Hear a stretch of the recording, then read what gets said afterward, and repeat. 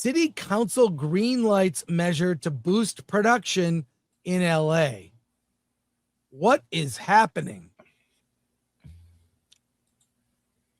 Let's see. This is from the Hollywood Reporter. Let me put it up on screen here. It was a long night, folks. You got to be. But let's put this up. Here we go. Is this going to help? Let's see. Badger, do you have notes for this? Yeah, I do. Okay, good. Cool. The Los Angeles City Council unanimously approved a package of proposals aimed at improving filming conditions and keeping more productions in Los Angeles. One of the council members introduced the motions under the initiative to Keep Hollywood Home, focused on modernizing the city's production system. Key reforms include faster soundstage certification, an independent audit of the permitting system, requiring city departments to follow filming rules set out by Mayor Karen Bass, introducing free micro shoot permits for productions with 10 or fewer people. The city will work with nearby cities and county agencies to align filming regulations and explore a Made in LA branding campaign to promote local production. Also proposed are incentives for post-production companies, a fund to support small and mid-sized productions, production retention programs, and then greater transparency in the city's contract with Film LA. City leaders say the reforms are meant to cut bureaucratic barriers, attract productions, and protect Los Angeles' status as the center of the entertainment industry. This is nice. This is nice. Too little, too late. Yeah, it's too little, too late. Go ahead. The one that gets me is faster soundstage certification. Why is the city of LA so involved in what happens on a soundstage? Yeah, don't we have a bunch of sound stages empty? Like that's the lament right now, is that they're not being used. But you would think it's the studio that owns the soundstage that can go in and dictate what gets shot in there. But no, for some reason, it's the city, the city's mandates as to what can shoot or not shoot in the soundstage. But this is what Adam Carolla was talking about. It's different, but the same about like with the fires in Malibu. And he's like, no. They think they're going to come back and rebuild, but they're going to have to get this and this and this and this and this permit. Like it's the same for shooting, just in a different way. Once they found out how to make their money, they did it. And that's why you nickeled and dimed everyone out of the state. Yep. Yeah, it's really disheartening to see this is too little too late from Karen Bass. I think one thing that would help production coming back to LA would be cleaning up the city. I mean, we showed earlier that horrible footage within a block of where the Oscars take place is tent city with homeless, drug-fueled homeless people, dangerous individuals. How about clean this city? Why would you want to make anything in LA? It's disgusting. Yeah. Well, they clean it up when like a foreign dignitary from China or something comes and they can all of a sudden clean it up real quick. San Francisco, but look, same shit. They could do it too if they wanted. Yeah, well, there is no will to do it. This is all these politicians, California politicians that get in these high positions, they look on them as honorary positions. They get to do the thing. They get to be in the face. They get social media adulation.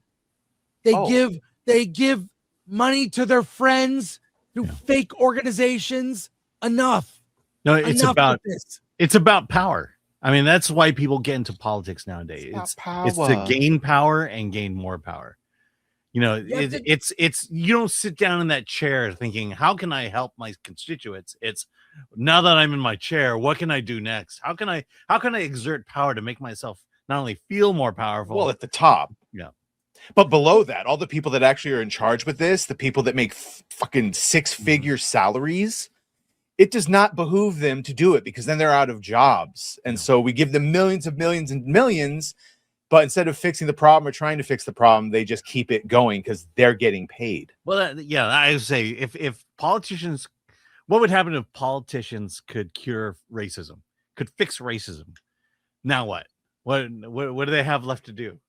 You know, they have to keep it going in order to. That's the progressive, right? Yeah. If you're constantly progressing, legitimize their jobs, they have to. And you get it. Things are going. What are you progressing towards? So you have to keep the struggle alive. Right. Well, what I mean by honorary position is there is a job that has to be done, like keep the reservoirs full, like serve, you were saying, Alan, serve your constituents. You know, the people who voted for you, you need to serve them. You know, you don't do a fundraiser for the fires and then give the money to your wife's organization, Gavin Newsom. I mean, why? And here's the thing that makes me angry is where is the outrage? Why aren't people upset over this? Look, I moved to California from Detroit in 1989. And while I was too young to see Detroit in its heyday, I saw the decimation. I saw the auto industry, which my father was a part of, just go down the toilet. And the city destroyed. Once great city of Detroit. I'm talking about movie palaces and theaters. It all was decaying. It all was crime ridden. I'm seeing this happen in real time in the city, my adopted city of LA. It makes me sick to my stomach to see the greed and to see people still, I gotta vote a certain way no matter what. Look around. The only reason I haven't really changed, but I can see with my eyes. I can use my frontal lobe, as Rachel Zegler says. And I see what's happened, and it disgusts me, and it's affecting obviously not just myself, but my kids, my friends who've moved away, everyone I know who's out of work. If there is not radical change in California, it's over. And people should not live in fear of speaking out, which I'm just saying what I see with my own eyes.